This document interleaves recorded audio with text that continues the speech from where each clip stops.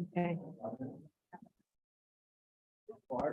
Okay, I'm back onto YouTube. Well, maybe.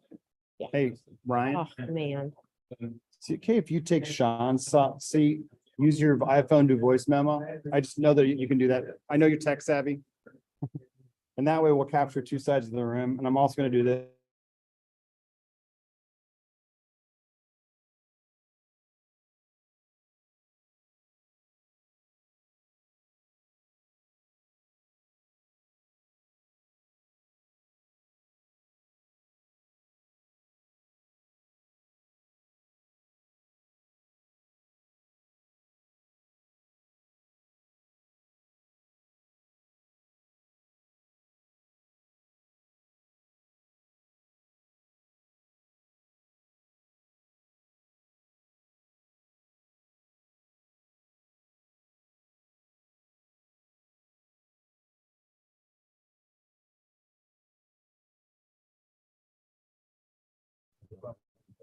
There. So does it say Ben Kessler still again? No, we're City of Bexley. Oh, so I'm still good. It's streaming a No, lot too. okay, good. Did not disconnect me. So you can. So I just need to share my screen Mhm. and put my desktop. Yep, There you go. good. Okay, so you guys don't have microphones. You're not gonna use microphones. Make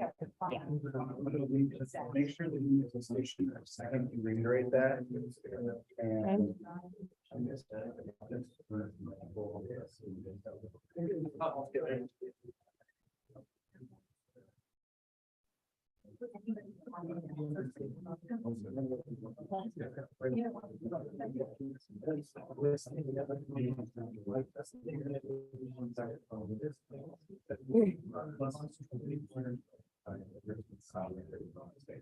Ben, do you want to put record so that can cloud or is it like in here? No, we had still having items together. Sure. Yeah. Thank you for taking the time.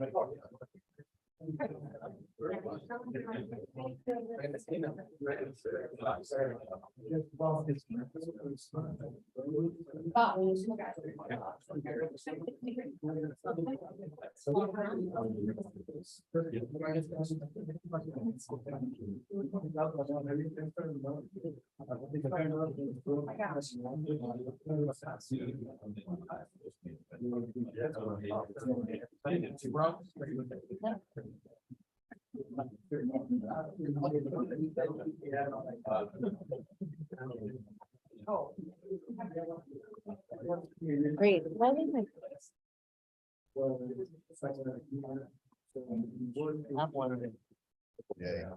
Like it doesn't say recording to the cloud. Yep. Let's set it here. I want to show you a, you have Dropbox on here, right? Yep, Like, where is it? just go to Google. It's in the browser. Oh, you I don't need to have, put it there. I need to put it there, but I usually just, you don't have the actual, yeah, right here. So Yeah. you can, another way to easily open these exhibits while you're in this Mhm. is to use this folder. Oh, instead of bringing it up on Instead of city's the- website. Yep, this is a lot easier. Okay, go to Board of Zoning. That way you're not like toggling around. You have this one window open Perfect. always. Perfect. You can open Just whatever cut you that. want. Yeah, Did that last time. yeah. We just found that to be a whole lot easier. Okay. Oh, seriously?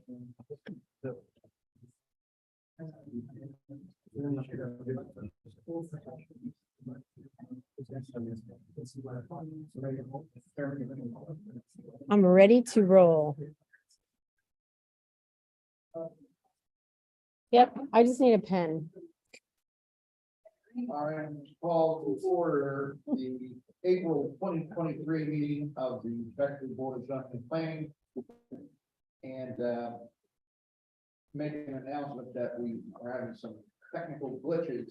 So as you know, this is a quasi judicial enterprise, which means that we have to make a record. So we are making a record.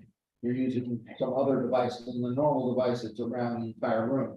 We usually have large screens that project so that the audience and the board members can see the issues that are being discussed, and the prints and site plans, things of that nature, but tonight we don't have that capability, so we have a TV screen that the board can see, and if anybody is here because of a particular case and wants to see the board, feel free to move up and walk around and maybe even stand over there by those seats where you can see the board. The other thing I would tell everybody is, not everybody projects as well as I do when they're talking, but you need to project tonight because we don't have any of the normal microphones, because everybody in the back row back there deserves to hear what's going on. So I urge the members of the board to speak in a fashion that is loud enough that everybody can hear. So with that, I would ask Kathy to call the roll of the members that are at the meeting this evening.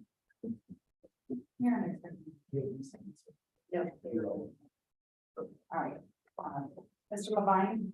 Here. Mr. Chick. Here. Mr. Paul. Here. Mr. Marsh. Here, Chairman Bebop. I'm here as well. We have normally 7 members of the board, and in order to pass an application, you need to get 4 votes. The fact that there are fewer than 7 here, that we amended the rules in the last couple of years, and now what you need is a majority of the votes. So if there's 5 members voting, you need 3 votes. If there's 4 members voting, you still need 3 votes. And that's just a reality of life, regrettably. But if anybody feels that they don't want to make their case to the abbreviated board that we have here tonight, you can certainly discuss that possibility when you call your case. Otherwise, have the members had a chance to review the minutes of the March 2023 meeting? And if so, does any board member have any modifications or alterations or anything they'd like to correct in the prior board minutes? If not, I would entertain a motion to approve the minutes of the prior meeting. So moved. Thank you, Mr. Chick. Second. Marsh, Mr. Marsh. All in favor of the motion, please say aye. Aye. All opposed, nay. Motion carries unanimously. The minutes are approved. The Bexley City Code provides an opportunity for any citizen to comment on the board's actions and activities, but not about a particular case. This is about general board business. If anybody here wishes to make a public comment on the record about the board and its actions, now's your chance to do so. So please raise your hand if you're here to do that. I see no indication of such, so we'll move on to the next, which is old business. And do we have old business this month, Kathy? Okay, thank you very much. Member of the board have any old business? New business brings us to our first case of the evening, which is application BZAP 23-6 involving 2831 Dale Avenue. The applicant is Ryan Brothers Landscaping and Pat Ryan. The owner of the property is Matthew and Rachel Gold. The request that the applicant is making is a variance to expand the driveway 4 feet 6 inches and a variance for a 10-inch to 12-inch high retaining wall. Mr. Ryan, are you back here behind the? I am. Okay, please come forward. They would. Mr. Chairman.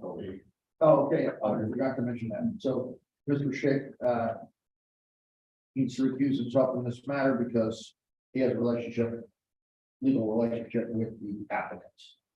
So, just to forewarn you now, you have 4 members, you still need 3 votes, right? Yeah.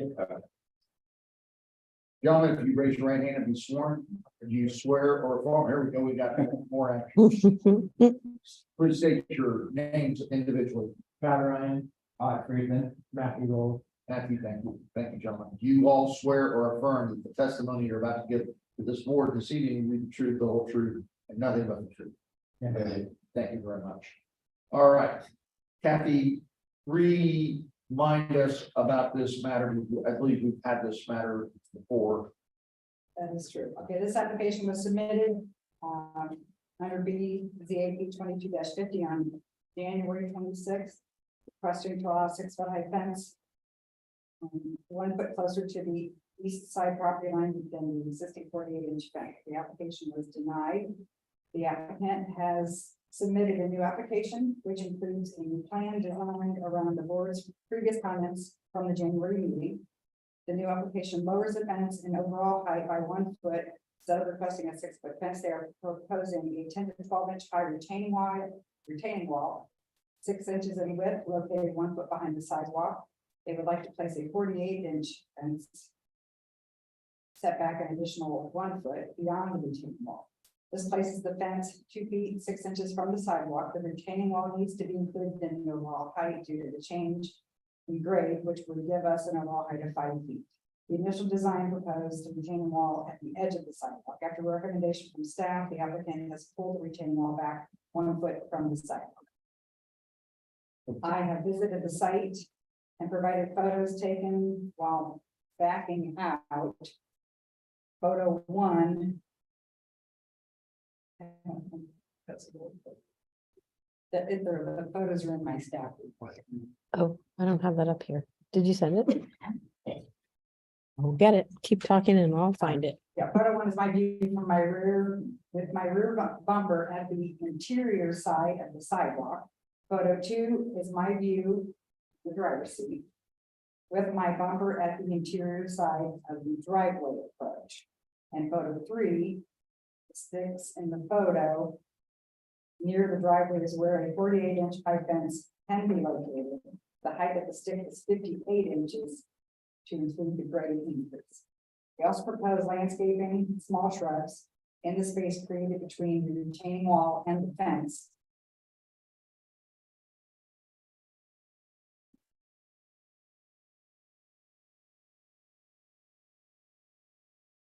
The purpose of the relocation of the height, change of the fence is to gain yard space, privacy, and eliminate the problem with the current fence and hedge located along the south side of the driveway, which makes it difficult to exit your car when parked in the driveway.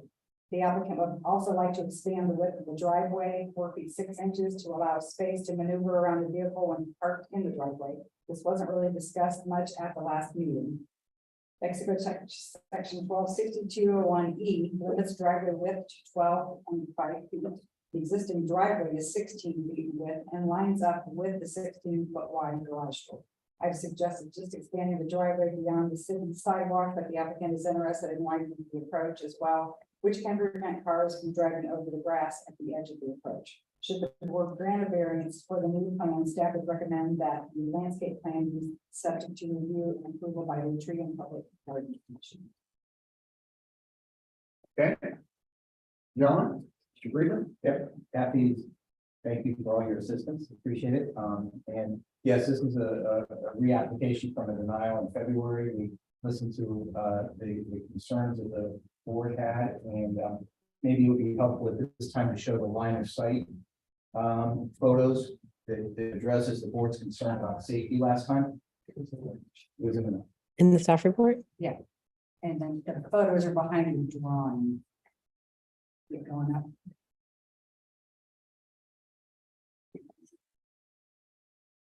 Yeah, so there you go. So this is the photo, this is the fence, which includes, so since this is not on average grade, it's below average grade, we made the sticks 58 inches. And so this would be a line of sight for somebody pulling out of the driveway. And that's with the bumper, before the bumper crosses the sidewalk. And and I'm sitting in the driver's seat, and that other white area, that's actually the neighbor's approach that you can see. Where I'm sitting. So is the stake where the new fence is gonna go? Yeah. Yes, and he can place a 4-foot fence there regardless. He would just like to even out the grade. You have to consider that grade change in with that overall. So to be clear, we're going with a 48-inch fence as the code requires. What we're asking for is the change in the grade, which is about 10 to 12. Yeah, I mean, you can't really tell if it's on the survey, but it looks to be about 10 to 12 inches. If you look once. Thanks. And This is the neighbor's approach. So this is with your bumper a little bit further. Yes, that's with my bumper lined up with the house side of the approach. So right where the approach meets the sidewalk. Okay. Yes, and also the dimensions on the first drawing were not exactly correct, so I've submitted the correct drawings to Kathy, and I have a copy. Yes, they're uploaded. It does reflect the 1 foot that it's pushed back from the sidewalk. I asked to push it back 6 inches, to push it back. That's just easier when you have to replace the sidewalks. Yeah, that's. Yeah, you want this, that would help us to see it, sure, I think.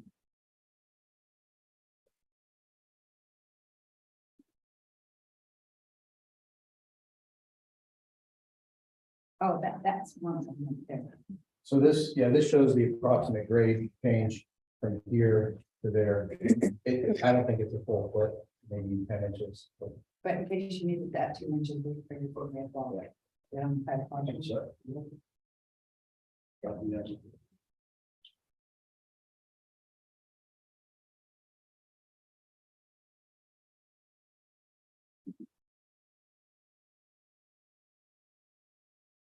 All right, that helps us to.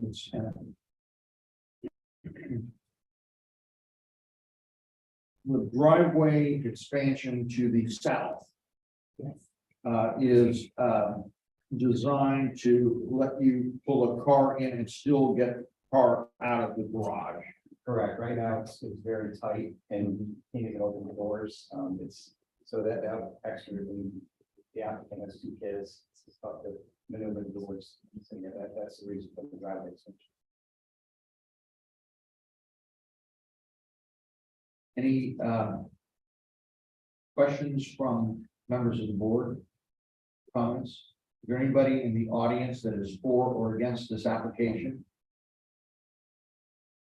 Yeah, but you are coming forward, but I don't see anybody indicating. So really, I'll make a comment. Of course, I voted, I think, to pass the last application, so this is. I thought it was fine, but this is certainly better. And in terms of a safety issue, it's certainly better. I think the other one was unsafe myself, but I think you've done a good job at trying to accommodate everybody's fears and looking out for public safety. Only question I have for staff is, I thought you said that the city code limits driveways to, what did you say, 12 feet? 12.5 feet, that's the maximum width allowed. However, when this house was built, you've got a 16-foot wide garage door, and at that proximity to your side property line, you know, they can narrow, but in this case, this has been straight. Yeah. So with the bushes where they're moving those back, and I want to expand it because right now they get out the part of the bushes right there, and there's just no room to move around and do it. I'm just sitting here a little incredulous that there aren't driveways in Bexley wider than 12 feet. Oh, there are. There are plenty. I gotta think there are. 8 feet to 12.5. That's the range that I can prove. Anything wider than that has to go. And they have been before the board. And if they're that size and they want to replace it, they can replace it for somewhere down the line. And this is typical when you have a double sized garage door, you're gonna have to drive one. Mhm. I think.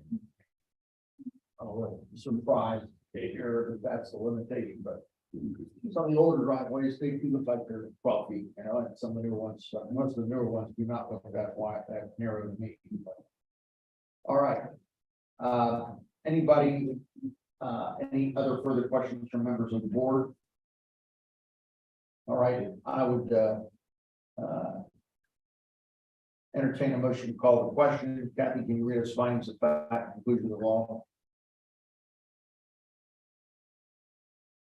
Findings of fact and decision of the board for application number BZAP 23-6 for property located at 2831 Dale Avenue.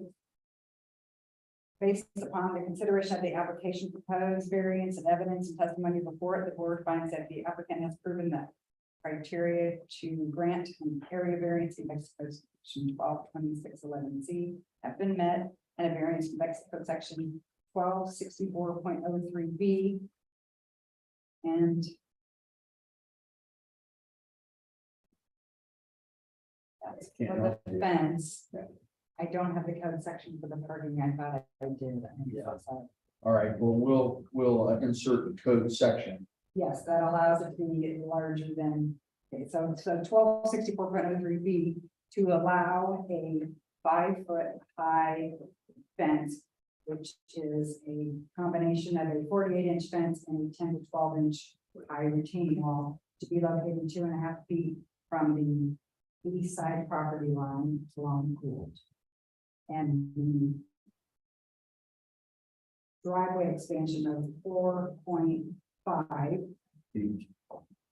4 feet 6 inches, along the south edge of the existing driveway to be approved as submitted. Okay. Does that reading sound accurate to you? Yeah, the only correction is the retaining wall is 1 foot off sidewalk and the fence is 2.5 feet off the sidewalk. You mentioned it. Yeah, you said 2.5 feet. When you asked. But I know that you and I talked about the 1 foot. Yes. Okay. Okay. Did you mean 1 foot there when you said 2.5? Was I talking about the height? No. Yes, the retaining wall is a foot back and the fence It's 2.5. is 2.5 feet. There you go. So the fence is 2.5, the retaining wall is a foot. And that further be subject to review and approval by the Bexley Tree and Public Garbage. Right. Landscaping. It'll be like the wall, Great Wall of China by the time you get it done. All right. Do I hear a motion to approve the findings of fact conclusions of law? So moved, Marsh. Second, please. Second. All right. Kevin, please call the roll. Mr. Marsh, Yes. Mr. Levine, Yes. Mr. Hall, Yes. Chairman Hall. I vote yes as well. The application is passed. Thank you very much. Thanks for your work and your being flexible about how to do this. So we appreciate it very much. Everybody appreciate it. Thank you, Kathy. Thank you. Thanks. All right, the next case under new business is application BZAP 23-7 involving 784 Chelsea. The applicant James Knox with Suncraft, the owners of the property are Kristen and Daniel Conway. The applicant will please come forward. The applicant is seeking a certificate of appropriateness for a porch addition. The applicant is also seeking a 1 foot 3 inch variance from Bexley City Code section 1252.09 in R6 zoning to allow an open covered porch addition to the front of the house to encroach into the front yard setback. Sir, if you raise your right hand, can you state your name? I, James Knox. You swear or affirm that the testimony you give to the board this evening will be the truth, the whole truth, and nothing but the truth? I do. Thank you very much. Tell us a little bit about what you're planning to do here and why. And then we'll have Kathy get her comments when she's back on that. I was gonna cut you some leeway there. I have the wrong glasses. I can see them. Oh. 784 Chelsea, correct? Yes.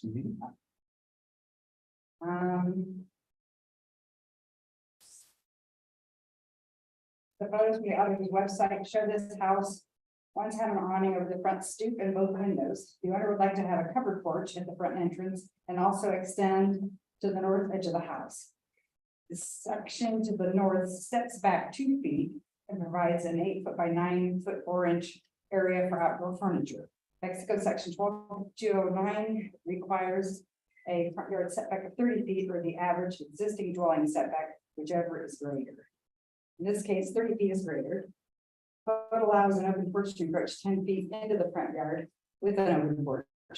Many of the homes in this block have open porches. The fact that this house has a similar front porch setback as its neighboring homes The average being 24.3 feet. It's not going to make this a big ask. At this, as this porch is still set back further than all of the 4 neighboring porches. I will refer to Karen to share ARB's design discussion. Thank you very much. Ms. Boker, This was a recommendation to this board. We had a lot of design discussion and you had what? I'm sorry. we had design discussion and some suggestions, for example. I mean, I won't go into detail. In fact, I can't even see what's there. I'm hoping it's the same as here. Why, good. I can't tell. It's a little weird feeling not to know if I'm showing what I'm supposed to be. What is this? I don't know if that helps. Probably not. I don't know. Oh, no, I just was like making sure that I have the front elevation up there. Okay. Small things like, working with the applicant on some of the eave details to match the existing house, some of the steps, widening them and working on a railing, making sure we need a railing. We don't need to go into the whole list, but there were definitely, some design suggestions by the board with a positive recommendation to this board for approval. And were the recommendations incorporated into what we're seeing here? No, not yet, Okay. not yet. But you're okay with the recommendations of the ARB? Some of them, we're gonna submit a new plan for that. Okay. So do they have to go back to ARB if we approve? Did we say that? I think that it was, Further yeah. review once. So this, plan- we're asking for a remand back from this board for final design review, but in terms of the basic footprint, it was a positive recommendation. Okay. So just for the board's edification here, that means they're asking us to say yes or no to the application for variance. But if we say no, then he's done. If we say yes, he's gonna go back to ARB and make sure that whatever changes keep their approval, or perhaps they'll tweak them, do whatever they're gonna do. So that's the way I see the process moving. So, Mr. Knox, tell us what your, why you want to do it the way that you're suggesting, or, anything you can add to what the staff has told us. Like I said, currently the house does not have any front porch to it, as many of the neighboring properties do. And, our contractors with us, the incorporated design to add a front porch to their house and have a little seating area off to the side of it. So Is it true that the, addition is not going to be as far into the front yard space as the currently existing entranceway? Is that true, or is that getting added on as well? Is it? it's being expanded a little bit in the front, closer out. Right now there's a concrete stoop and some steps. And, we're removing that and building all new in the front there. With the finish of the steps, they'll be, pretty close. We're gonna be reducing, we're gonna have a step down from the entrance door to the house. Okay. So we're having one less step, but we're gonna finish out with the steps. So the porch will move forward a little bit, but with the number of steps, the steps are gonna be roughly in the same location. To be one fewer steps. Anything else you think would help us make this decision? Oh, I think that's Let's see if there's anybody in the audience. Is anybody in the audience here pro or con this particular application? I see no such indication. Members of the board, do you have questions or comments about this application? Mr. Chair, I drove down the block this afternoon, looking at this, and this is, this house is over porch. Okay. Did you find what they were saying to be true? In other words, that other houses down that particular half block are porched? If this house had personality, it would feel what was here. All right. I do. Yes, sir. The house to the, if you look at the base of this house, the house to the left, does have a front porch. The 3 houses to the north Yeah. All three of them have open porches that encroach more than what this one. does. There you go. So, yeah, this is going to encroach as much as the other one. Right, okay, very good. That's very helpful. Any other questions or comments, members of the board? Okay. Kathy, I think can you give us some findings of fact, conclusions as well, please? The findings of fact, the decision of the board for application number BCAP 23-7 for property located at 74 Chelsea. On consideration of the application, proposed variance and evidence and testimony before it, the board finds the applicant has proven that the criteria to grant the variance in Bexley section 1226 have been met. I mean, 1 foot 3 inch variance from Bexley section 1252.09 R6 zoning to allow an open porch addition at the front of the house in cited and developed in substantial conformance with the plans submitted with a certificate of appropriateness to return to the architecture review board for final determination. Okay, Mr. Knox, does that sound accurate to you? Yes. Okay. Members of the board, do I hear a motion to approve the findings of fact, including the law? So moved, Marsh. Second. Second, Paul. Thank you, Mr. Hall. Kathy, please call the roll. Mr. Schick, Yes. Mr. Levine, Yes. Smart, Yes. Mr. Hall, Yes. Chairman B. Hall. I vote yes as well. Good luck, good project. Thank you. Thank you. Next case before the board, under new business is application BZAP 23-8 involving 2691 East Main Street. The applicant is Sarah Montag, the owner of the property is Matt Davis, and the request is that the applicant is seeking approval of a certificate of appropriateness for a 2-story addition to the front facade and building and certain site modifications. Would the applicant please come forward?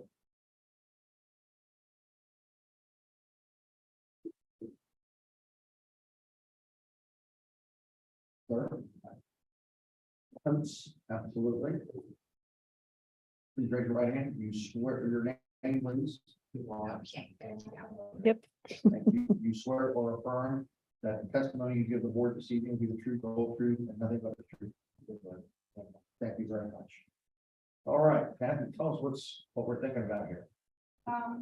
Based on the fact that this is located on Main Street, it's subject to final determination by the board of zoning planning.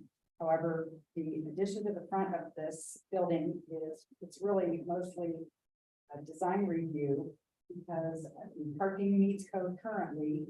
So we did send this to the architecture review board for their recommendation, and there was some discussion. Jason Susie attended that, typically represents the zoning board, and he indicated there was some discussion regarding shifting around a parking or trying to create some green space, and that might be something that this board could possibly discuss based on the site plan that they revised. And Karen can speak to the design issues, maybe some of those details of what that discussion is about. The parking currently doesn't so if there's a swap out for a parking space in order to allow bike parking, this board can certainly consider bringing the variance to these other ones. Okay, so parking is adequate now, but if we reduce the parking by 1 space, it would still be adequate. Is that what you're saying? Or- It would not, but the board could certainly consider if they want to allow that. All right, I just want to make sure I understood. Karen, tell us a little bit about the ARB's perspective on this. So let me start with the result, which was the architecture review board enthusiastically supports this as a recommendation to BZAP, but would also like it to return for final design review. We had great discussion, lots of excitement, and some pretty robust discussion about materials, really materials mostly, not the plan. Everyone really liked it and excited about having this on Main Street. The discussion with the parking spot and, for this board to have a variance of one less parking spot was about this area right here. And you can elaborate on that a little bit when I pass it to you to describe. But the idea that this, at the side entrance just kind of dumps right into something that isn't nicely landscaped. There was a suggestion that this might be an opportunity to add some green space to the side. And in Jason's suggestion, there might be consideration of perhaps moving that space further towards the street Mhm. and add green space behind it, or putting a regular parking and pushing the handicap further south. Or there's also room to push that row of parking further south because it's angled and it doesn't. It could actually eliminate the first one, get some greenery here and add a space back here. Which is the alley. Um, What is the nature of the tenancy in this building? You know, or sir? Yes, so it will be an office space, basically, co-hatch. Oh, okay. Oh, it's a co-hatch space, okay. Mhm. I see that here now. Two-story that is existing and we're adding a two-story addition in front of it. Okay, is the two-story addition to the front of it going to add square footage to the building? Right. Okay, so you're coming out toward Main Street. Right. But that doesn't require a variance, does it? It does not. Okay. So. It's gonna be, in other words, you have a situation where you have a common receptionist and boardroom or conference rooms. And if somebody wants to use an office that day, they can go in and use the office and rent it out on a per diem basis or some basis. Yeah, so the workspace basically has a combination of private offices and common space. So you can rent a private office in the space and you have a room basically, right? That you can store your belongings and your desk and your, everything. And then the meetings room is your corporate meeting, right? So there will be a few meeting rooms. The biggest one being like actually on that you see it on the street front as the front. And then there's small ones throughout the space that you would basically serve for. And then you can also pay membership that you just go in and use kind of the open desk, Absolutely.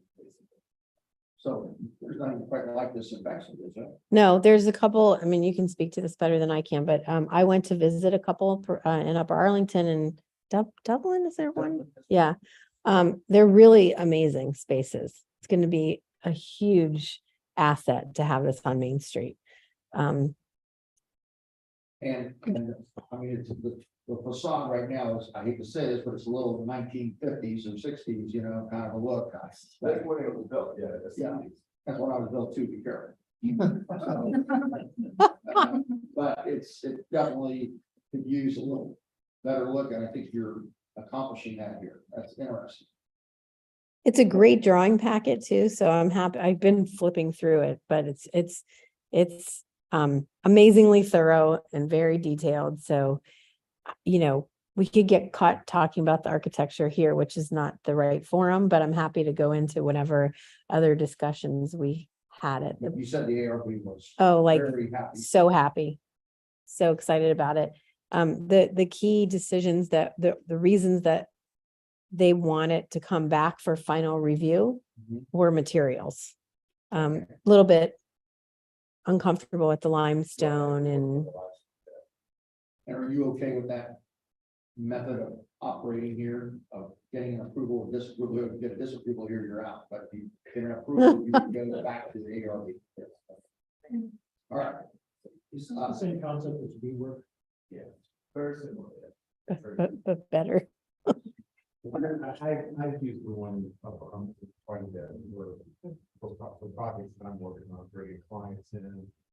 Where I have a large group of stakeholders, my office does not support that, so we look at house. So the idea of this is very helpful. I guess my thing is, I agree with pulling in green space up in front. I don't think you're gonna make up the space. I think you're actually gonna lose the space because the space you're taking out is a handicap space, which has 11-foot dimensional requirement to it. And ideally, you're gonna wanna put it right on the other side of these steps Mhm. that's here at the side. Because you're gonna want to create that accessible route around and up to the front door and where you get the ramp, which I think is fine. And I think it'll work if you shift all parking back towards the alley along the rear. So I'm for that approach. I think that have that little bit of green space up around the building. I think the building's beautiful. I think it's going to add to kind of fit in to Main Street in a very professional way, and it's going to add some variation. I'm happy to see that it is, a little bit more of a modern style and architecture. We have a lot of brick, we have a lot of, what we think Bexley is on Main Street, and I like, I'm one that likes to see that evolve a little bit.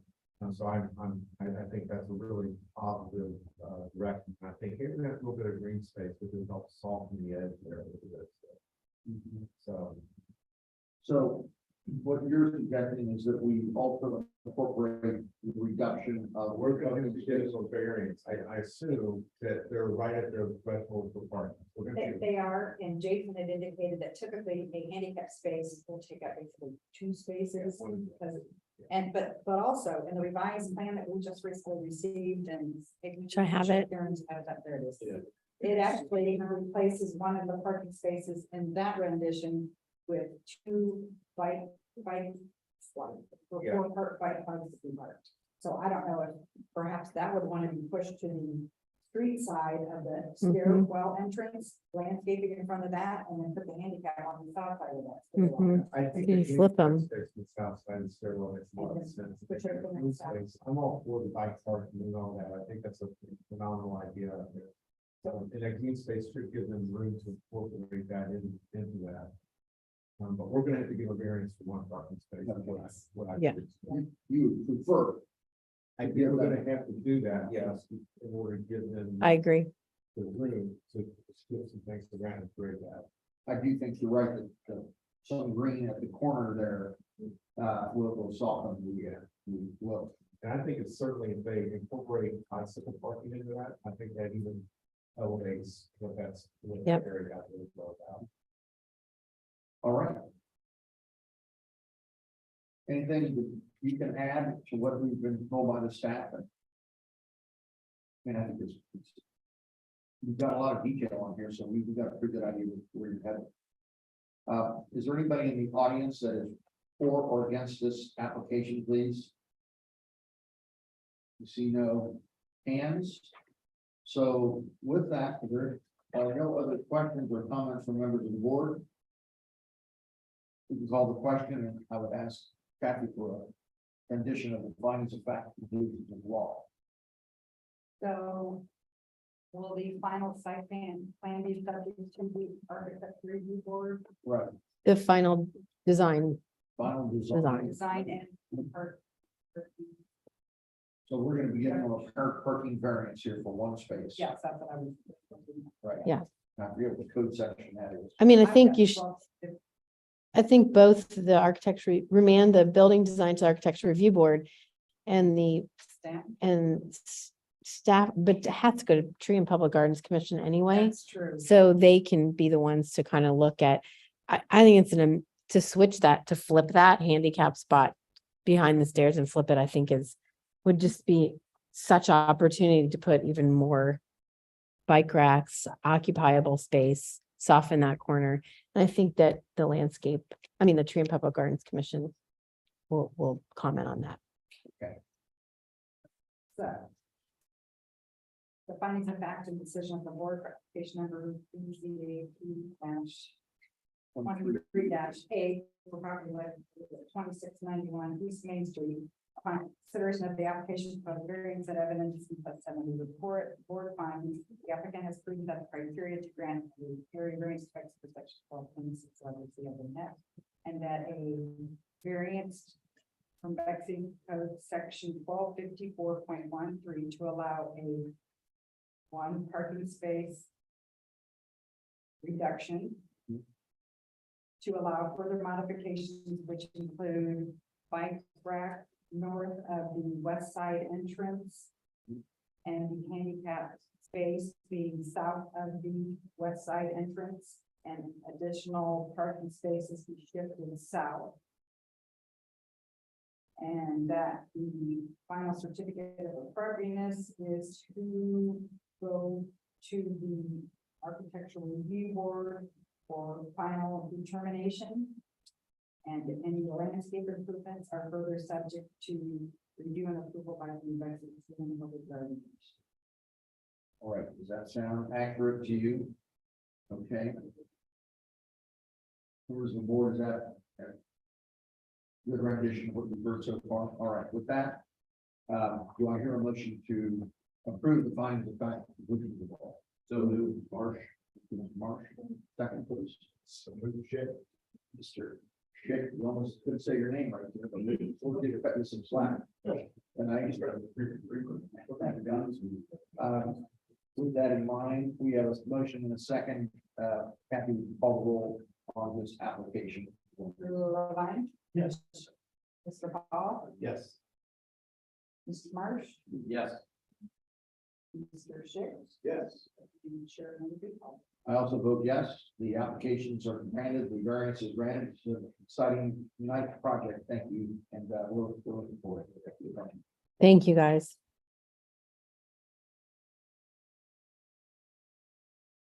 The next matter before the board is case PZAP 23-9 involving 17 Stanberry Avenue.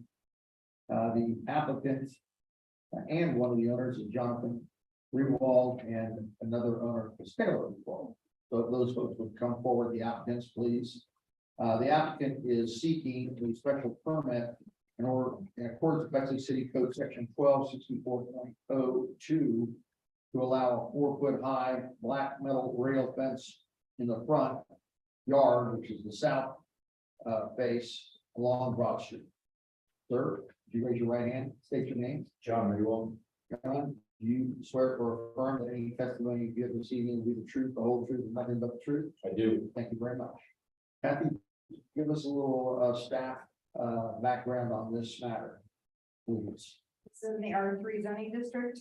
The house faces Danbury Avenue and is platted to Broad Street. So once again, we have the front property line, which looking at the house appears to be the south side yard on Broad Street. This is also a unique shaped lot. The applicant reached out to me to discuss options for fencing in his yard from the busy traffic along Broad Street. Property is at the northwest corner of Broad and Stanbury Avenue. You may know this property as there is existing tall stone columns in the city right of way on the east and west sides of Stanbury Avenue. The previous owners planted a row of arborvitae starting just behind the stone columns and runs along the south property line along the Broad Street side of the property. The code limits front yard fences for a special permit to 42 inches. The proposed fence is 48 inches. So I've added a variance request in addition to the special permit. Staff can approve anything over 2 feet in height, subject to landscape review and such. But because of the height for this board,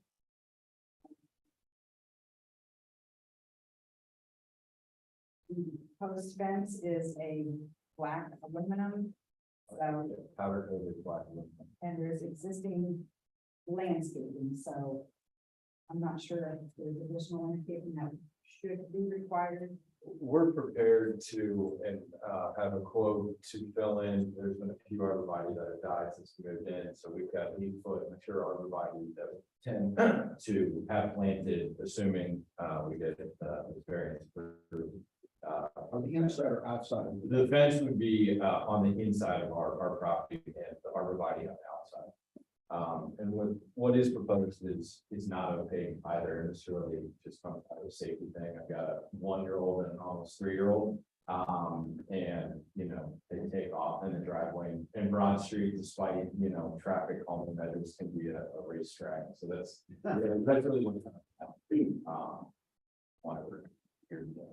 Because of the curve of that lot, it's not a square lot. It's actually like almost 60 feet back from Broad Street at the east end on the Stanbury side, and it's maybe 5 feet off the sidewalk at the west end. So it's really just kind of graduates back. But you'd like to create a better barrier than what's going on for safety reasons. Is the stone work on the left side of the photograph, is that the city's or yours? That's the cities.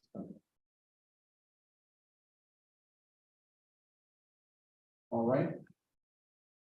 Is there anything, Mr. Rewald, you'd like to add to what the staff has told us? No, I mean, We don't have time. No, this did not come before ARB. Sorry. yeah, this is the first of what ultimately we intend to get from landscaping for a larger, more comprehensive plan here, but this is just step one, child safety, and then we'll go from there with the other thing. So happy to answer any questions that you will have.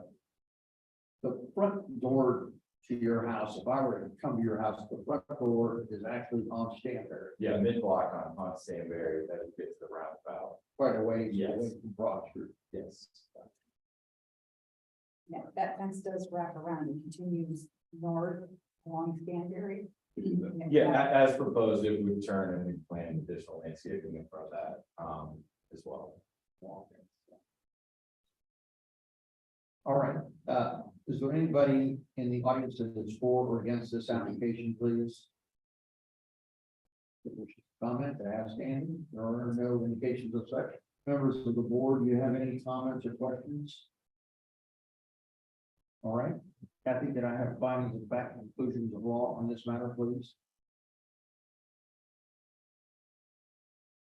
I'm surprised it came so fast. Findings of fact and decision of the board for application number BCAP 23-9, property located at 17 North Stanbury. On consideration of the application, proposed variance and evidence and testimony before it, the board finds the applicant has proven the criteria to grant an area variance specs for section 122611C have been met, and a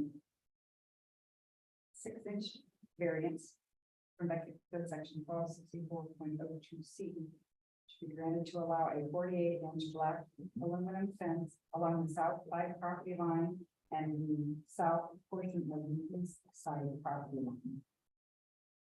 As submitted. Okay, that sounds accurate. That's great. Yeah. Beautiful. Do I hear a motion to approve the findings of fact and conclusions of law? Motion to approve all. Motion to approve for all. Second, please. Marsh. Marsh comes in second this time. All right, thank you, Mr. Marsh. Kathy, please call the roll on this matter. Mr. Marsh, Yes. Mr. Levine, Yes. Mr. Paul, Yes. Chair, Yes. Mr. King, Chairman Bebop. I vote yes also. Good project. Good luck with it. Thank you. Appreciate it. Thank you all for your time. Have a good one.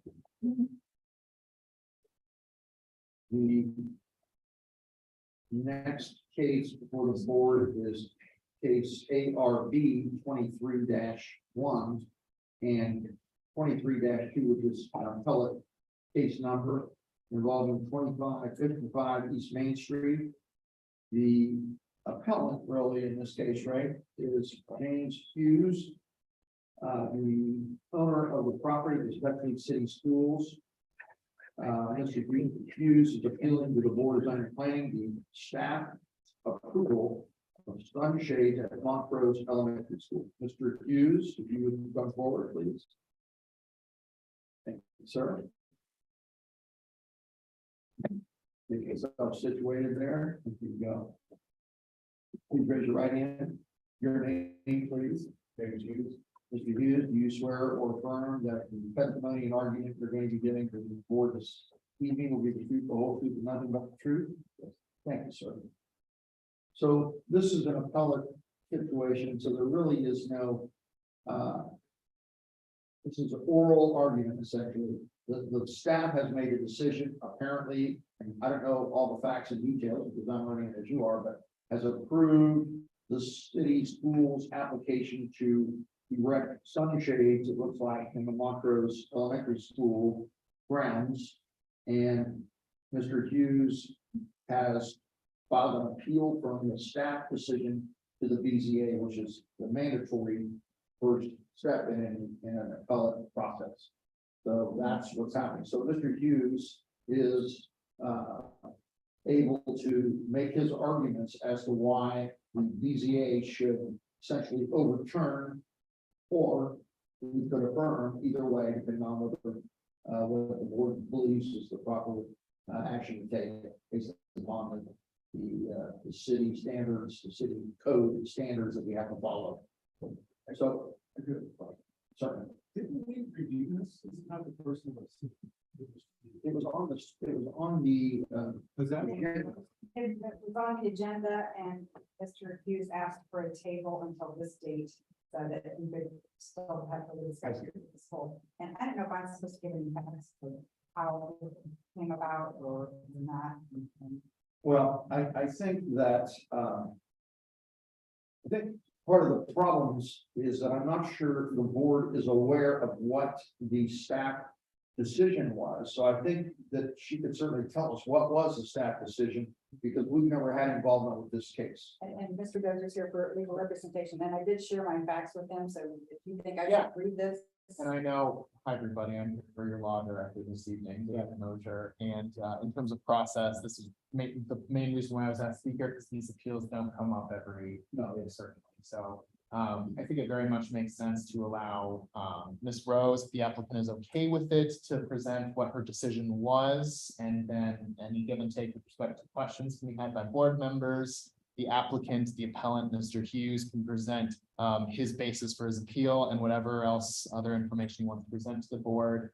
And then just so you know, from here out, the decision, the possibilities are your board will either affirm, which is upholding the decision, reverse the decision, or you can modify the decision, which is somewhere in between. Okay.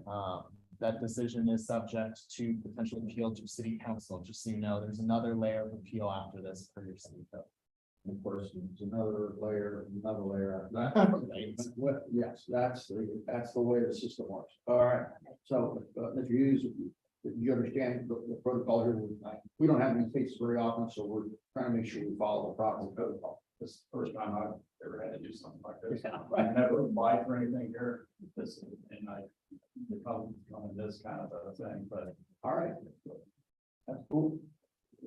Kathy, please give us, what was the application and what was your decision as a city staff representative? Well, in accordance with Mexico section 1226(18)A, as zoning officer, I have the authority to review and approve accessory structures.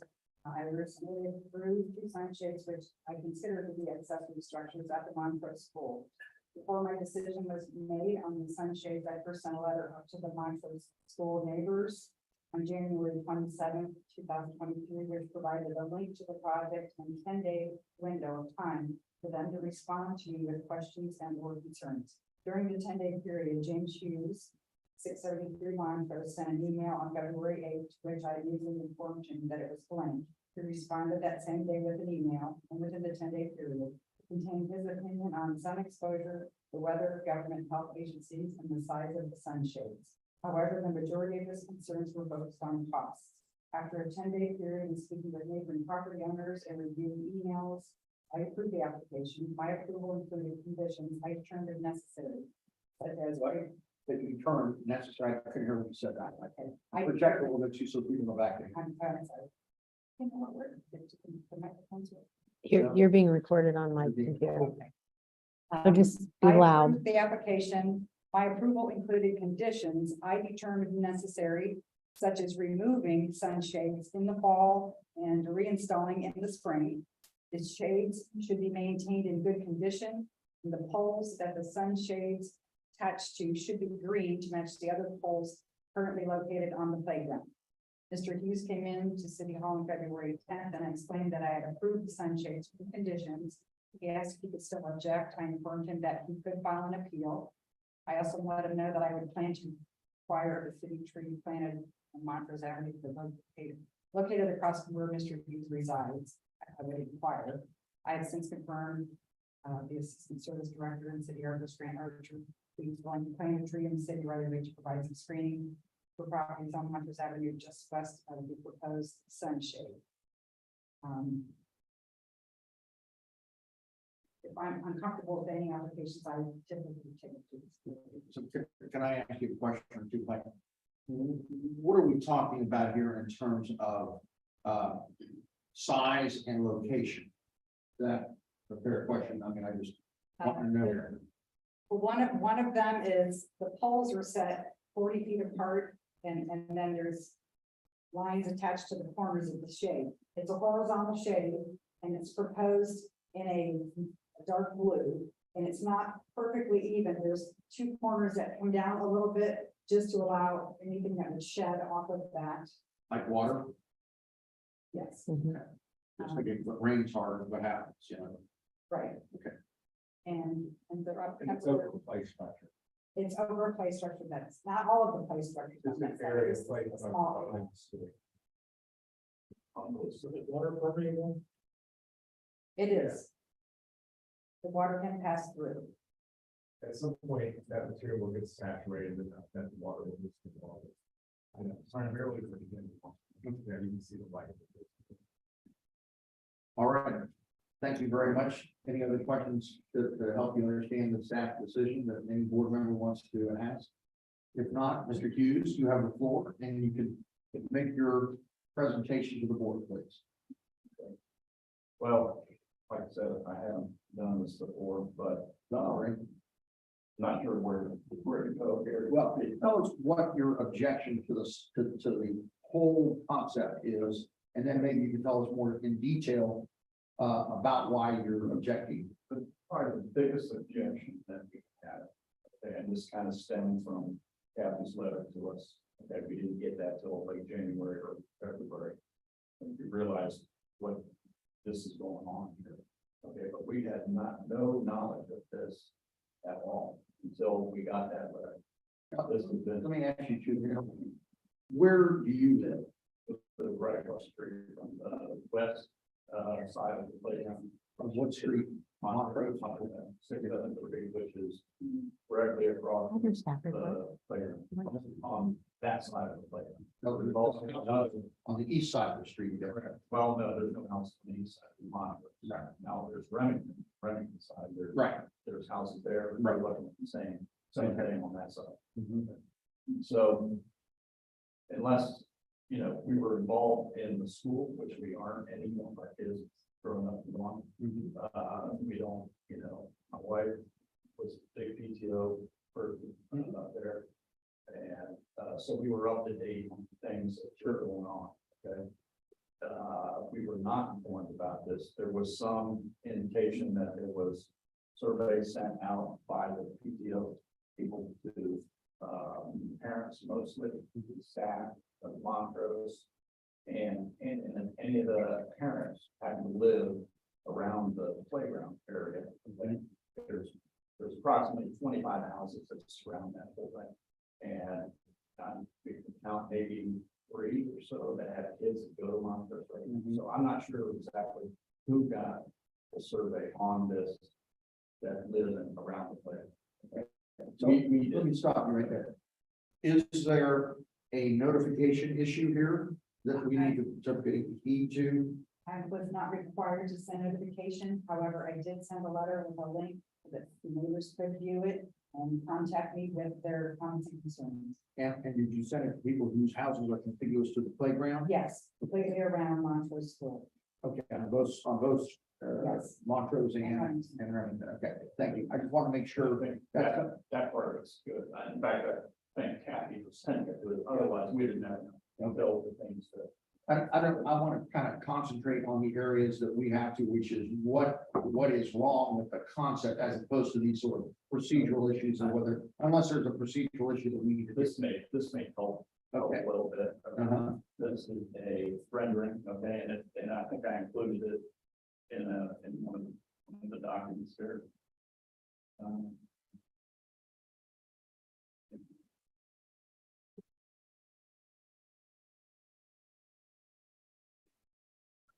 That's what it looks like. That is on the Montrose side. right there. Okay.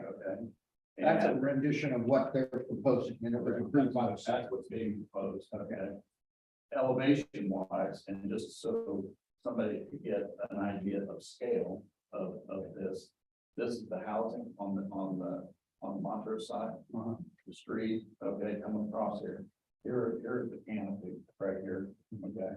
It's about 20 feet tall, which is approximately a foot and a half above the second floor gutter line of the houses that are directly across. Okay, it's a little bit different maybe on the Remington side.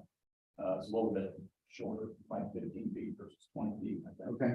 But this represents the market. Okay, And, we object to this view that we're gonna have. It's basically that right there. It's a horrible view for us. We lived there for 28, almost 29 years. And, there's always been a playground. Okay. It was new and I think 14, the newer structure was there. And, it's showing some age, there's some issues there, but they get taken care of. There was some breakage, if you will, of some of the structure that got repaired and that kind of stuff. But it's starting to wear a little bit, which I don't object to or anything like that. It's just this canopy over there, we don't feel is necessary. Okay. Some of the comments that were made in the proposal that I think you guys reviewed and were, to say the least, confusing. There's discussion of unrelenting sun exposure.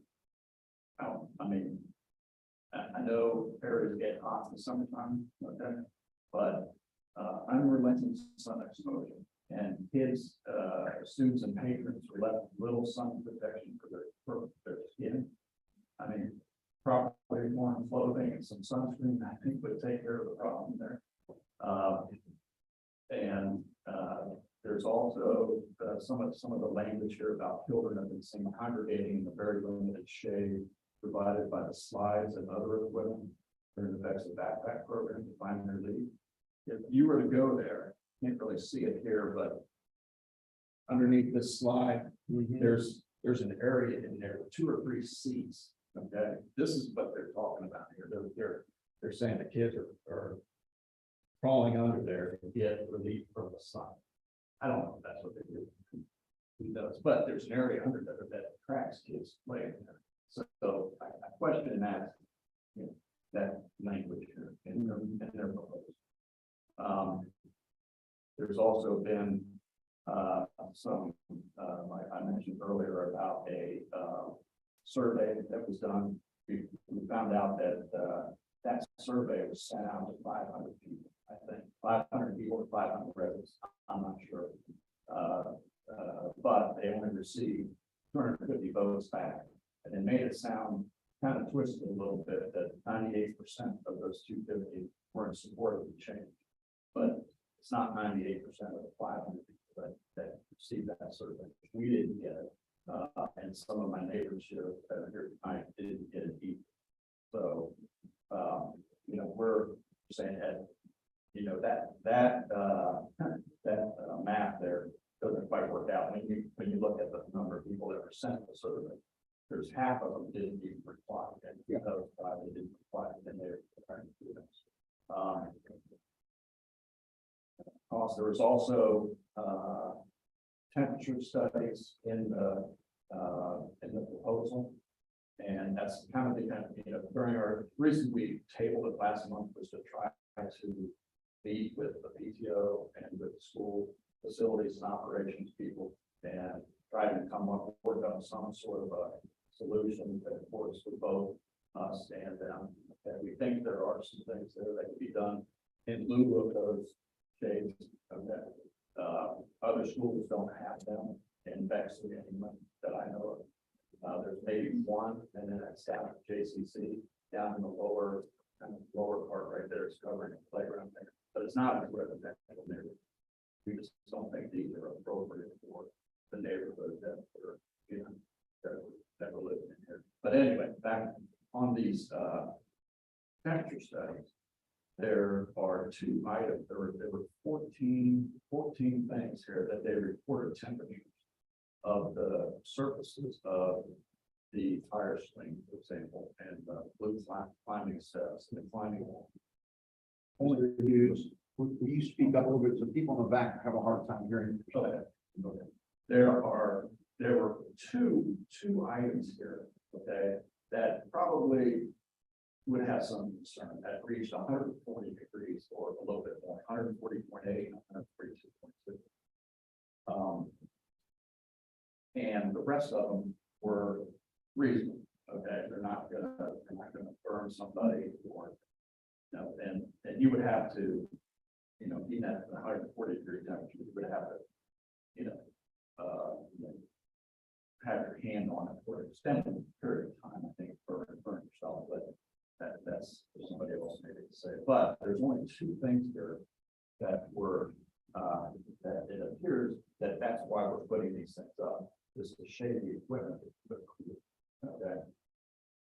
These were done, these were taken, in July of 2022. Again, we did not, this is all stuff that we're discovering here. We didn't know anything about the project, but had we been involved, maybe we could have offered some solutions, like maybe taking these two things down or replacing them with something else, maybe that would stay a little bit cooler. Some of the other swings here and slides I don't think create a huge concern here. But with these canopies here, they have to be taken down in the winter time. They're not ready to snow load.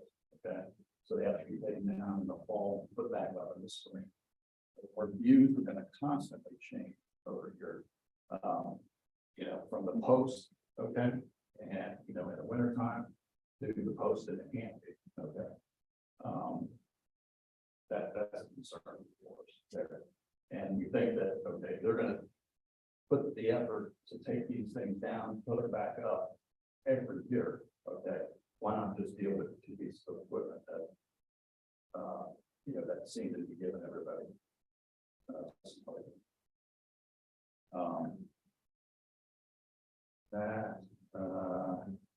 But essentially it was that view, okay, on both sides, okay. And we can see the Remington side as well from our porch. I mean, literally it's right across the street. And there's a couple of other people here that have the same kind of concern. So, and it cover all the equipment, so I don't know about the temperature that some of these other equipment here. It just seems to be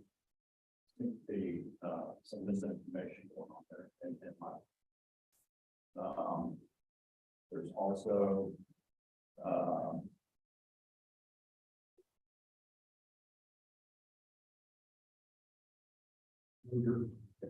Questions, all right for me to ask a question? oh, absolutely, please do. Yes, I mean, I was gonna ask you, one of the first comments you made was that the view from your porch, like you say, your front porch, yes, is horrendous. and I think it's on here. But my question is this, and correct me if I'm not understanding something correctly, but we're talking about a horizontal structure, correct? It's 20 feet on one side, 6 feet on the other, so there's gonna be a hill. There's a twist, or new twist there.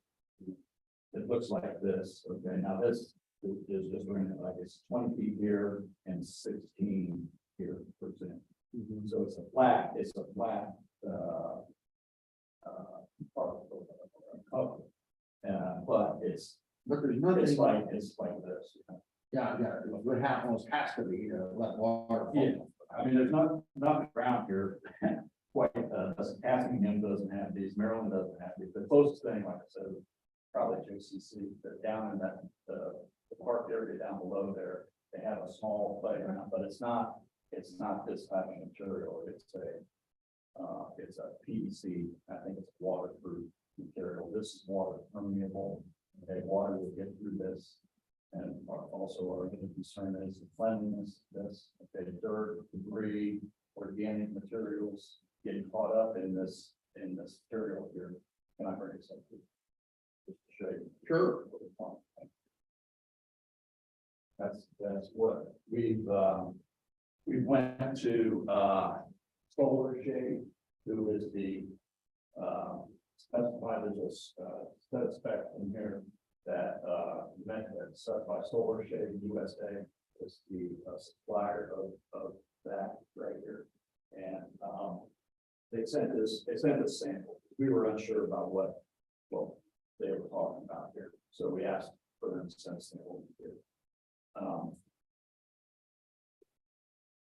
After one question, did we issue any variances or anything for this? Is this acceptable within the limitations of the zone? It is for an accessory structure, and I was looking at it from an aesthetic and location, which Was a staff decision. So really, from the owner's perspective, they have every right on their end to go and pursue a structure like this within the limitations of the code. And because that was, one of the changes in the code in 2016, we made modifications. So I took it upon myself that they send notice to a letter to the neighbors Yeah. to find out, what their concerns could be, and if that's something I can address in my approval Or conditions. or conditions. So that was my approach. Is this your view from your house? That's my front porch. The west playground, that's how far these things are gonna be. And like I said, it's gonna be roughly the height of our second floor gutters, okay, on the house. Which is, My further question has to do with. There's no vertical aspect to this, so there's no side walls to it, is that, if I understand that correctly, right? sidewalls. Sidewalls, in other words, the poles go up, and this thing has a 4 foot, at most, a 4 foot wide swath of visual interference from your front porch. Yes, I mean, yeah, if you were to tilt that back, I'm not sure where the 20 is, if it's 20 feet on that side and 16 on this side, or vice versa. I don't know, or, the exact position of it, I don't know, but I don't think it really talks about it too much in the proposal, but that's the best we can come up with right now. I'll go back to another question. So it's not a shade structure, the schools go in there. Right, they could put a solid, Mhm. accessory structure, so the school can build a equipment shed there just as well as they can build a sunshine. And still be within the limitations of zoning codes and building codes and that. Yeah, we're thinking is there, are there, more appropriate ways of creating shade? Okay, you look at some of the other playgrounds, look at Castle, look at Maryland, the mansion down there, Shire Park. Nothing is there. Now, maybe they could put something there, I don't know, but they do have structures that are integral to the framing of the equipment that I think would be more appropriate to the neighborhood. And just the feel of the neighborhood is gonna change, I believe, quite a bit with these things being out there. And a neighborhood is gonna impact the neighborhood in the negative way. All right. I believe, one of the girls, the receptionist here at City Hall. Spent at school, she gone there and her kids. Well, wait a minute. What are you gonna interject here? Because I think we need to limit what you're saying to what your decision was. I don't think we want to hear any anecdotes about anybody else. Yes. Okay, Okay, I mean, not that you're gonna tell me, I don't know what you're gonna say, so. I'm just trying to stop you in advance because I don't want you to say anything more than what was your decision? well, it did kind of. You made a decision. Why you made it, I don't think we really need to hear, other than you felt that the parameters about accessory structures were either met, well, obviously they were met in your estimation, and that's the reason you made the decision, right? Okay, I don't need to cut you off, but Oh, that's I don't want to get, this is not anything more than an appellate decision making here. And then the other thing I would offer is that you sort of comparing this, trying to think through playgrounds at some of the other schools. I'm not familiar with, over in North Texas, but Cassingham, I am. And that play structure. Yeah, well, that play structure This is after, so it's getting sun exposure from beginning to end of the day. Yes. And Cassingham, as the sun goes up and comes down, they're catching shade from the buildings and potentially even from some of the surrounding trees. So they are not getting exposed to the same things that these places are getting exposed to. And when at noon, when the kids are actually out there using it, that's when they're at the most extreme temperatures. And that's what the sun studies start to show here, is that at high noon, that's when you get your maximum shade underneath. The shade is there. If you look at, I don't know if you have this, there's the temperature. Yeah, I noticed that, and it gives you I'm just looking for light and exposure to sun. I mean, the idea that simply put it hot, I think that's not relative. It's exposure of the kids. It's impossible for a teacher to take 30 kids in a classroom and put, and me as a parent, expect that teacher to put sunscreen on and make sure they have all the protections out there. So I think, so that's, I get the temperature of that, but I think this is a decent solution. Let me give you a suggestion here. As a result of what we've learned in the past, when we get a chance to vote, and if you're gonna vote positively in favor of the appellant, then I don't think you need to state anything. But if you're going to vote opposed to the appellant, we need to state your reason.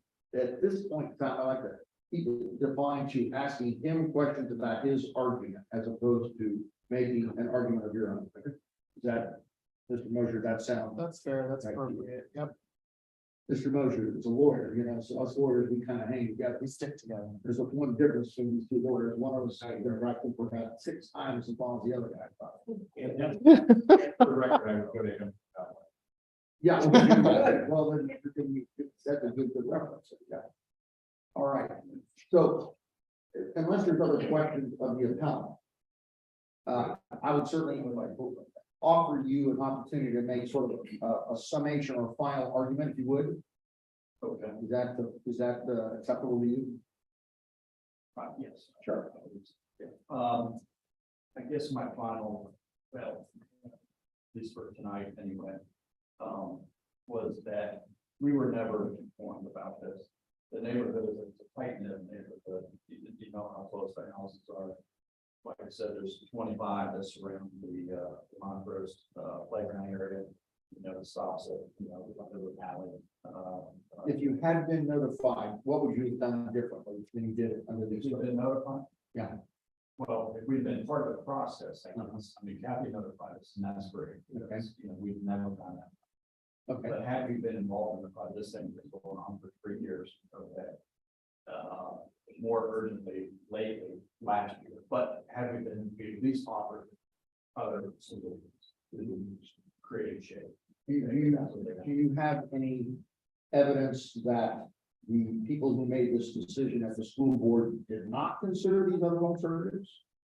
I don't think I'm not sure what because one of the members on the school board apparently was invited to some of the meetings with the PTO. I don't know what was discussed there, but we went there. Okay, so you don't know that they did not consider. I don't.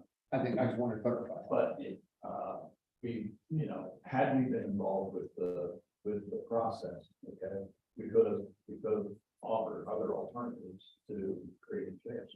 Okay, there could be structures put over the tables over here that if someone were to need to seek out shade, they could go there. Okay, more landscaping trees. Recently, a year or so ago, we lost a huge tree. Okay, that shaded that the west player. And he was old, it was fallen, but it was struck by lightning. I think that was something. Anyway, so it came down, but it didn't, nothing went back up. It still was stone there. Something that would be put back up there, maybe to produce shade, help shade the equipment, not necessarily put trees there for sight. Okay, I think the issue with shade, that's what a tree does. This is, nature pretty much. And there are still trees there. They took some down when they put the original playground up. this playground right now. On both sides, okay, Remington and Montrose, trees were removed. They weren't put back up. Okay, we feel that they need to be, something needs to be put back up, gives them somebody an opportunity to go, get some shade. And there are trees there right now that you can do, it's not a, we sit there and watch them all the time, they're all kids, they'll go under the trees in the middle of summer or whatever, so they'll, sure. And, so just being part of the process here, I feel that we could have offered some better, I tabled this last month for today, tonight, and with the hopes of trying to get some of that across to the PTO. They really didn't want to entertain that suggestion. We're suggesting putting trees up in lieu of shades. They said, well, we'll put trees up, that's a good idea, but only in addition to these shades. And frankly, that just doesn't work out too good. I don't know what consideration was done to the, with the harder structures over top of the tables over there and some of the swing sets over there. Even Mid-State Solutions has some, and I put some pictures on here, where Mid-State, had, go back to that one. Like these right here, they come with like a hard cut, not a package, but like a structural, but it's integral to the table, okay? And there, the swing, the park benches, that's some of the, like this right here, something like that, or like this is what, there are some other options, I think, that you could go with that fit better with the playground and the community, surrounding the play, okay? And some of the, the shading of it, what you could put in integral structures, I believe. Now, we haven't talked to Mid-States, I don't know what they're, but some of their, I've been on the website, some of the things that they show, could be looked at. I don't know if they would, we would have offered that. But we were not really given the opportunity. So to summarize, your appeal is requesting that the board vote to overturn the decision of the staff. That's what you're here asking us for in the law. I think that's, yeah, the other thing, this doesn't look here that went through the ARP, and that made kind of doesn't make sense. I don't know why it went the way it did. Okay, it seems like this board and ARB are here to look at these things and make the correct ruling. Let's get that issue clarified, though, because if every person who wanted to put up a little fence had to come here, we would have 100 cases a month. And so that's why the staff handles a lot of requests for various kinds of things, just so you know, procedurally how it works. Yeah, I think this seems to be large enough, okay, to warrant a review from the ARB. However that works, I've never been an applicant, but I hear what's going on here with some of the other applicants here.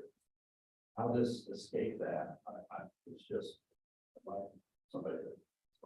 Well, And I think to make you understand, everything that the ARB approves, we have to approve as well. So eventually it gets and we. yeah, and I just don't know how it falls on one person, staff member, and to approve something like that, that has a direct impact on. Well, that's why this process exists, so that you can complain about it, and there is a way to appeal it, and that's what you're doing right now. So you're gonna get the same hearing here that you would get if you had ARB.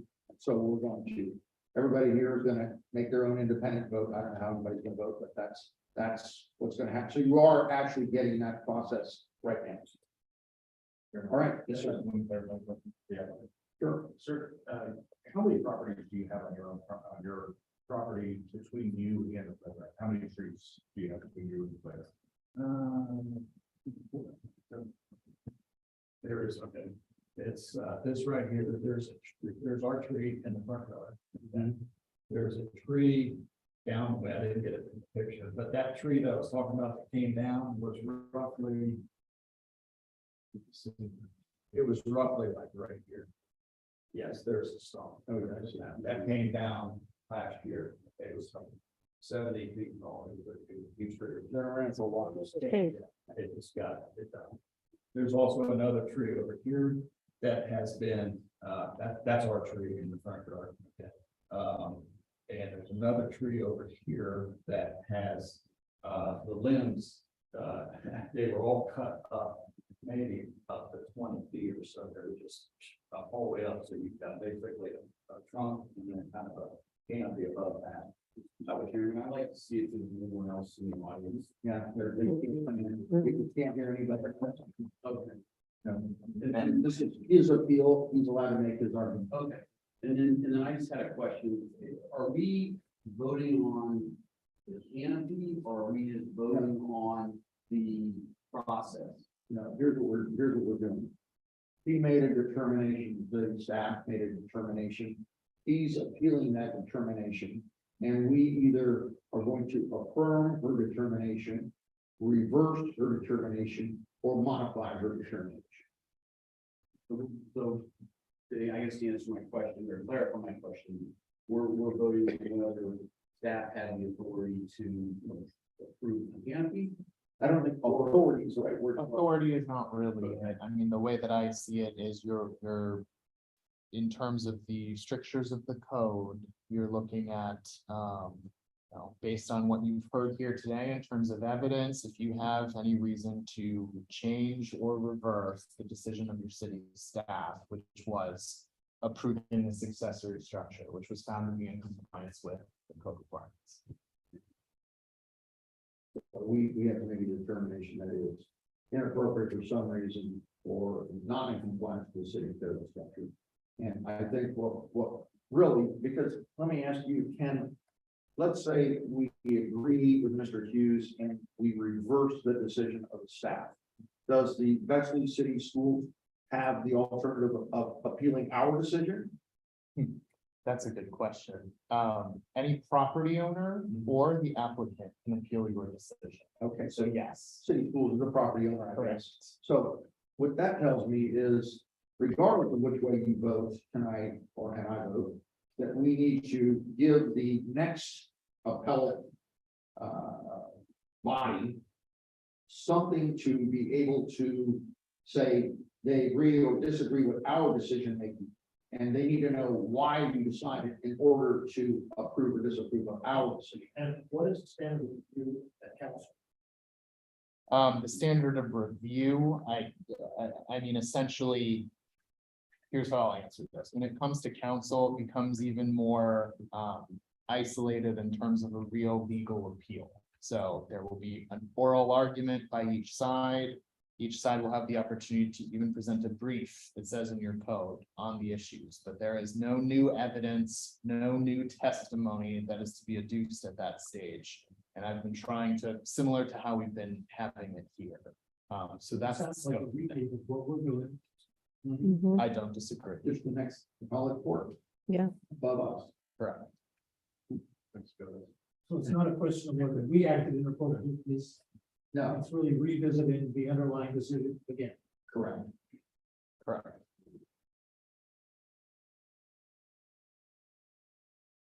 All right. I think at this stage, we can call the roll for a vote, and so, I don't understand the question. okay. Because Sure. You want to hear how it was approved, what the decision was, did that help at all? Yeah, I suppose it would. My decision after reviewing the case, that Mr. Hughes is appealing, that I approved the accessory structures with the condition that the shades be maintained in good condition, support poles are to be green to best match the other poles in our playground, and the shades are to be removed in the fall and reinstalled in the spring to avoid the risk of snow loads. They are not designed to support. So that's the decision that either you could make a decision that says, I approve what you did 100%, I disapprove of what you did 100%, or I would modify what she did in a certain way. And then we're just gonna have to go back. Let's just say, shall the appeal be granted? No. Yes or no? Yeah. That's not the question. That, well, since we are allowed to modify, Correct. So the questions, the options in front of you, the motions that any one of you can make are one of the three following. I move to affirm the decision of Ms. Rose as she just read it to you. I move to reverse the decision completely of Ms. Rose as she read it to you, which just means that the application was essentially not approved. Or I move to modify the decision of Ms. Rose as follows. I want the polls to be blue instead of green. That's just an example. so let me suggest that the most logical way to approach this is, let's ask all the board members, does anybody want to pose a motion to modify what she did? If there is such a motion, it can be discussed and voted on. If there is no such motion, or if the motion to modify is not approved, then we would go to a vote of either approving or disapproving of the decision of the staff. That makes the most sense, I think. Otherwise, how do we get modification? Can I make a motion to approve? Well, let's see if there's a motion to modify first. Motion to modify? No. No motion. So motion to modify, now modification is not going to be the result of this board's action. So what we need now is a motion to reverse the staff's decision, or a motion to affirm the staff's decision. And I think the best way to do this is with the understanding that everybody's going to give, doesn't matter how long, but give some reasoning for their vote. I think that we should probably take the proponent's position and vote on it. Proponent is saying, please reverse the decision of the city staff.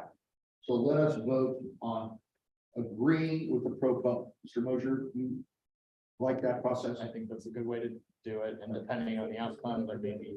Yes, the opposite question? I'm sorry? Well, he's the proponent. Vote yes if you agree with Mr. Hughes, vote no if you disagree with Mr. Hughes, and then state your reasons. Okay, you can say agree or disagree as opposed to yes or no, that's less confusing. Should not be rules that.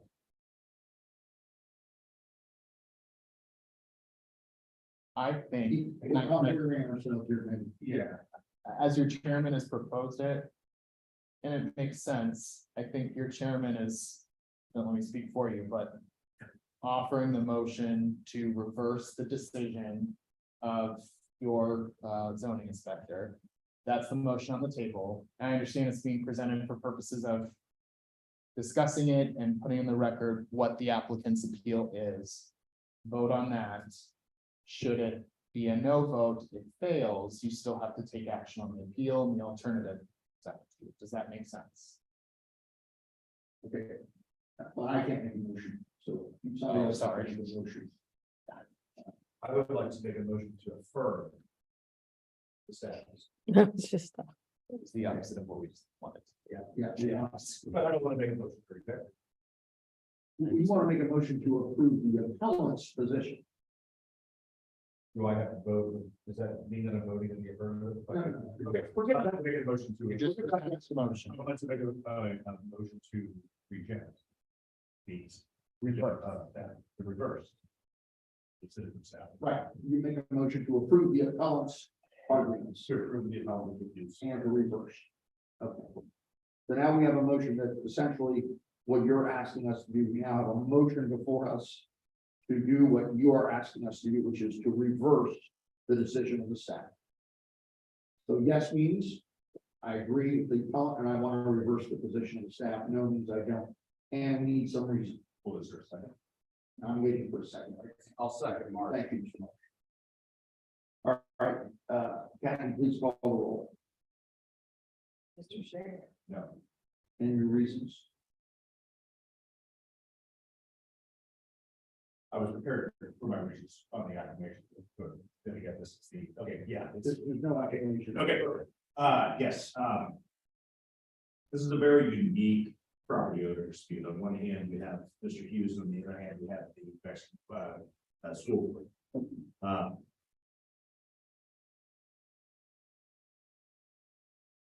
I vote to reject, the applicant's, appeal for these following reasons. This is one of the largest, unprotected lots in Bexley. It's a very unique one because it is a grounds on which kids return to. My child does not go to Montrose, he goes to Cassicam, but by the time he gets to Cassicam as a participant in backpack, that ground has been baked in the sun all day long. And it is very, very hot.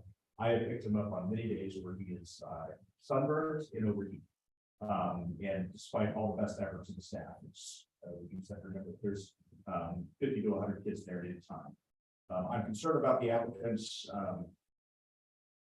I think that he is being a little loose with regards to the trees in the line of sight, although I would like to request that the city look into the option of. Okay, now be careful now, because we're not. Not asking the city to do it. I do believe also that the line of sight from the applicant that this tent will blend in with buildings on the opposite side of the yard with Remington. I do believe that this is the least invasive means to provide comfort and protection to our children. An umbrella alone on the patios would only serve to protect backpack staff themselves. As an accessory structure, notice it's not required, but the city chose to accommodate the applicants and neighbors by providing notice. I do notice that there is a strong lack of evidence from the applicant regarding the school board's decision making. I do not think that was nefarious, as he alluded to, nor scaremongering. I do believe that there should be more sort of this protection should be introduced, and for that reason, I vote no. Okay. Thank you. I vote no, feel it's an appropriate accessory structure for school. Thank you. Mr. Levine, I vote no. Two reasons. One, I didn't hear any evidence that staff did anything wrong. And second, I feel that the application, there was compelling justification for the application. Thank you. Mr. Paul, I vote no. On the basis that it does fit within the limitations of the zoning code. And the blue thing is school children are out there playing and everything. I do think it's important to have that. I think it's an appropriate shape structure in the appropriate place, the appropriate heights and will. And it's placed in such a way that time is, between 11 and 1, that it will provide the max.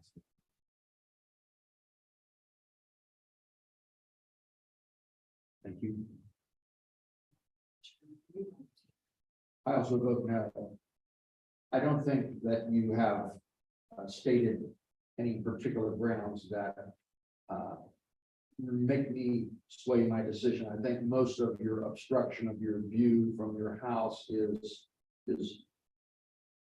mostly horizontal. There's no vertical aspect to it, minor 4 feet vertical aspect. I think that you have kind of overstated your case in that regard. I also think that that what we know today that we didn't know when I was a kid was how much the sun does cause potential harm. And, some children are swarthy skinned and some are very light skinned and very sensitive to sun.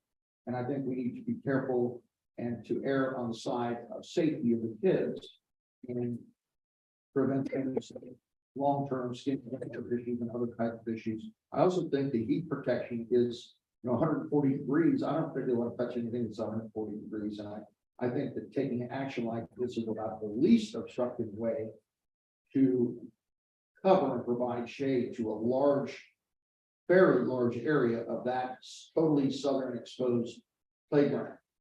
So I find that the decision of totally appropriate and totally in line with reason and totally within structure of the Bexley City Code. So I also vote no.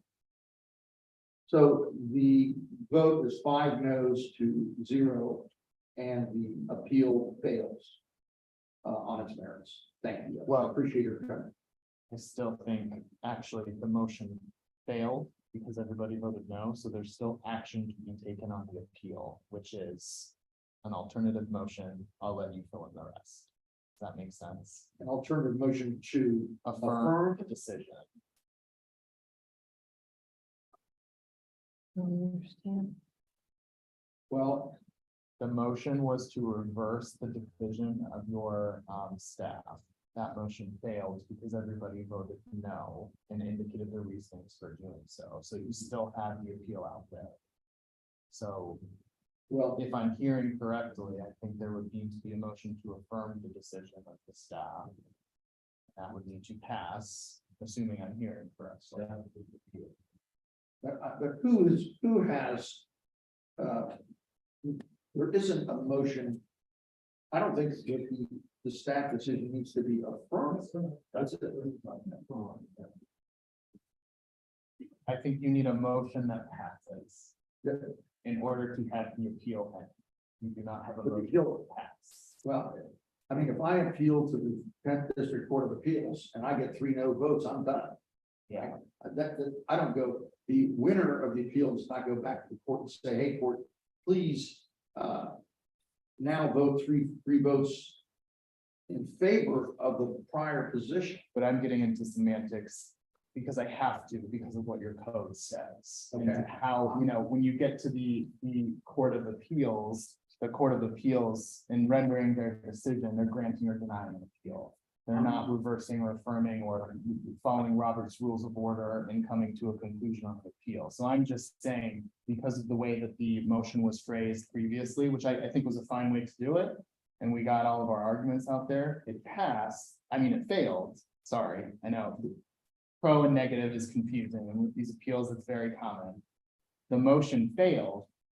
It did not pass, so there has been no official action on the appeal, is what I'm saying. Mr. Chairman, I make a motion to affirm the appeal. No. Yeah, the action is. Okay. Is there a second? There's a second to that motion. So, does there need to be any discussion among the board? Can you call the question? Call the question, call. Please call the roll. Paul, Yes. Mr. Levine, Yes. Marsh, Yes.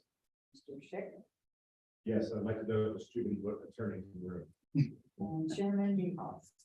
And I vote yes for the reasons that were stated in the prior motion. All those reasons apply and more or less justify the appropriateness of the decision made by the staff. So I vote yes as well. That's. And I think we've got. That makes sense. Our procedural. I like what Don't you get did. here. I So, get it. well, you can ask the question, but Well, I thought there was another possibility to change the design or modify. What you had mentioned. we already voted, nobody made a motion to modify. There was an opportunity to make a motion. to modify. But we're also not in a position to give you legal advice because we're not acting as lawyers here, we're not your lawyers, so there's nothing we really do for you. But you can certainly consult with people. Are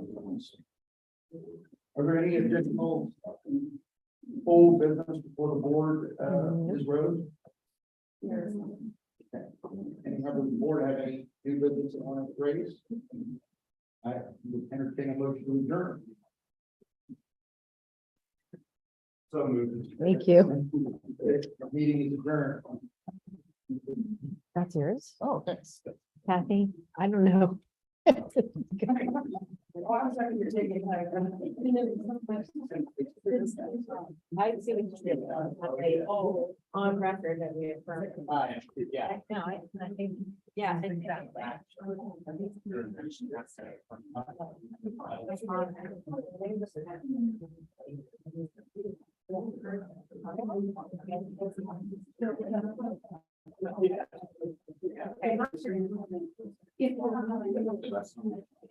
Okay, because you.